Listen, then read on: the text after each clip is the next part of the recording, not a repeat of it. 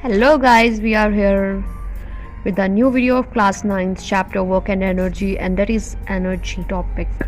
And today we are discuss about energy, kinetic energy and expression for the kinetic energy. So let's start student. Energy state that the capability to do work. तो जो energy होती है वो हमारी capability होती है work done को करने की। हम लोग बोल सकते हैं कि हम लोग को की जो क्षमता होगी कार्य को करने की, उसी को हम लोग एनर्जी बोलते हैं। Now, another definition is in another words, energy is required to do works and both are interchangeably converted.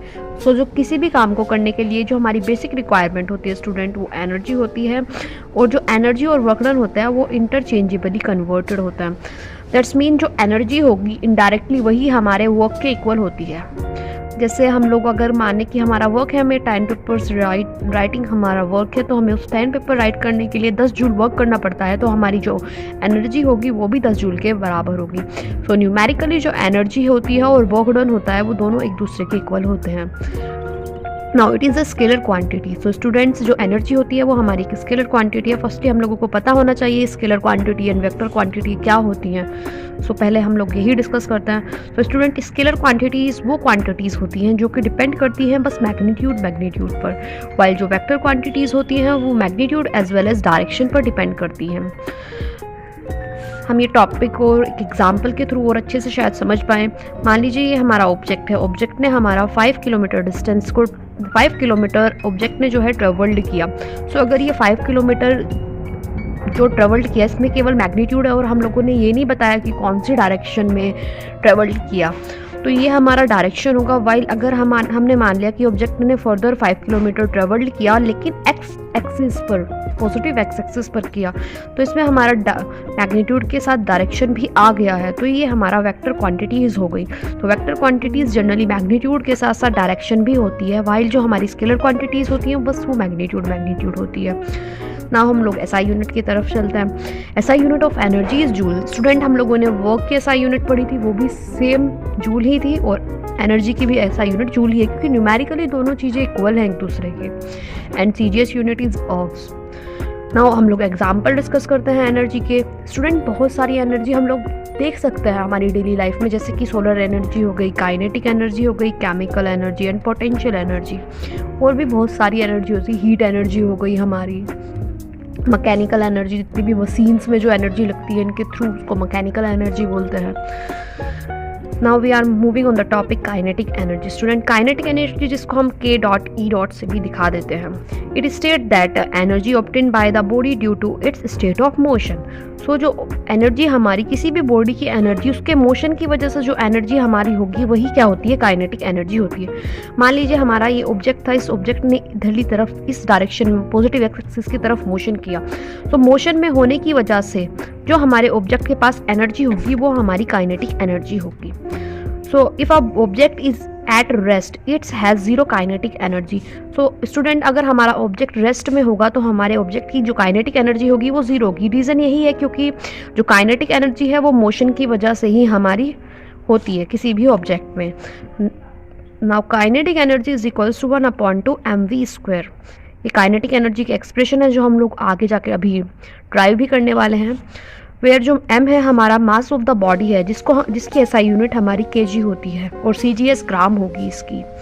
While जो हमारी वेलोसिटी है वो हमारी v है, वो वेलोसिटी ऑफ द ऑब्जेक्ट है जिसकी एसआई यूनिट मीटर पर सेकेंड होती है, और CGS सेंटीमीटर पर सेकेंड होगी। Now students, we further move on the topic expression for the kinetic energy. तो स्टूडेंट्स, हम लोगों ने इस डेरिवेशन में इनिशियली क्या माना कि ये हमारा एक ऑब्जेक्ट था जिसका मास हमारा m था। इस मास m का ऑब्जेक्ट इनिशियली ये रेस्ट में था, तो a पॉइंट पर इसकी वेलोसिटी u जो होगी, इनिशियल वेलोसिटी, वो 0 होगी। हम लोगों ने फिर माना कि कुछ टाइम के बाद एक फोर्स F ने, जो कि पॉजिटिव एक्सिस की डायरेक्शन में लगा है हमारे ऑब्जेक्ट पर, उसकी वजह से हमारे ऑब्जेक्ट में एक डिस्टेंस s ट्रेवल्ड की, जो कि है A टू B के बीच का जो डिस्टेंस है वो s ट्रेवल्ड की, और वो अपने पॉइंट B पर पहुंच गया। और पॉइंट B पर जो हमारे ऑब्जेक्ट की वेलोसिटी थी वो v थी, ये फाइनल वेलोसिटी थी। चलिए अभी डिस्कस करते हैं क्या लिखा है। Let us consider an object of mass m। वही जो हमने डिस्कस किया कि ऑब्जेक्ट का मास m है, इनिशियली वो पॉइंट A पर है और रेस्ट में है, तो u की वैल्यू 0 हो गई, इनिशियल वेलोसिटी 0 हो गई क्योंकि रेस्ट में है। And after some time force F acting on the object, कुछ टाइम के बाद फोर्स एफ जो है हमारे ऑब्जेक्ट पर एक्ट करता है due to its cover a distance S and the velocity at the point B is V. Okay, हम लोगों ने मान लिया कि वर्क डन जो होगा ऑब्जेक्ट के थ्रू फर्दर ए से बी तक मूव करने में जो वर्क डन हुआ होगा वो W is equals to F dot S होगा। वाइल ये डॉट प्रोडक्ट है तो ये कॉस थीटा में एक्सपेंड होगी equation W is equals to F S cos theta, जो थीटा होगा angle between the force and displacement. So देखिए आप, फोर्स भी इसी डायरेक्शन में लगा है, डिस्प्लेसमेंट भी इसी डायरेक्शन में, सेम फोर्स सेम डिस्प्लेसमेंट दोनों की डायरेक्शन सेम है, तो एंगल जो होगा हमारा 0 डिग्री होगा। वाइल जो cos 0 की वैल्यू हम लोगों ने पिछली वीडियो में भी डिस्कस किया था वो positive 1। So student W is equals to MAS हो गया, क्योंकि F जो होता है वो MA होता है, where A be the acceleration of object. अब हमें पता है कि A जो होती है उसके हम लोग 3 अलग अलग डिफरेंट वे से निकाल सकते हैं कि A is equals to V minus U upon T, ये होता है first equation of motion. Then the second होगी हमारी ST is equals to UT plus half AT square होती है, और थर्ड इक्वेशन ऑफ मोशन होती है V square is equals to U square plus 2AS।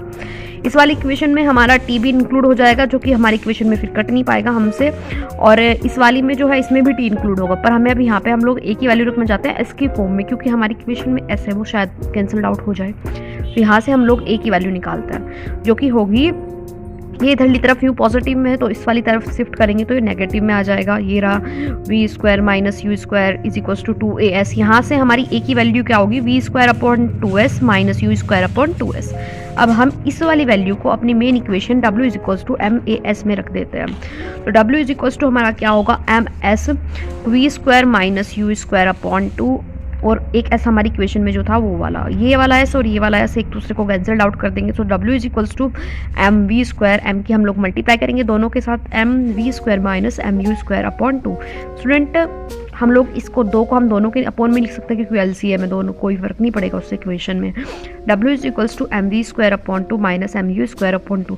Student जो ये इक्वेशन नंबर 3 है ये बहुत इंपॉर्टेंट इक्वेशन है, क्योंकि यही हमारी वर्क एनर्जी थ्योरम भी है, जो कि हम फर्दर नेक्स्ट क्लासेस में पढ़ने वाले हैं। तो एज हमें पता था इनिशियली जो था इनिशियल वेलोसिटी U थी, क्योंकि हमारा ऑब्जेक्ट रेस्ट में था, तो हम U इज इक्वल्स टू 0 को हम इस इक्वेशन में रखते हैं, तो ये वाली वैल्यू हमारी पूरी की पूरी 0 हो जाएगी। So W is equals to MV square. अब स्टूडेंट हम लोगों ने अभी एनर्जी और वर्क में रिलेशन पढ़ा है कि वो न्यूमेरिकली दोनों इक्वल होते हैं। W is equals to E is equals to kinetic energy. यहाँ पे काइनेटिक एनर्जी इसलिए लिखा है क्योंकि यहाँ पे जो वर्क डन होगा स्टूडेंट वो काइनेटिक एनर्जी के इसलिए इक्वल होगा, क्योंकि यहाँ पे जो एनर्जी है वो हमारी मोशन की वजह से है, और मोशन की वजह से जो एनर्जी होती है आप लोगों ने पढ़ा है वो काइनेटिक एनर्जी होती है, हम लोगों ने अभी पढ़ा है वीडियो के स्टार्टिंग में।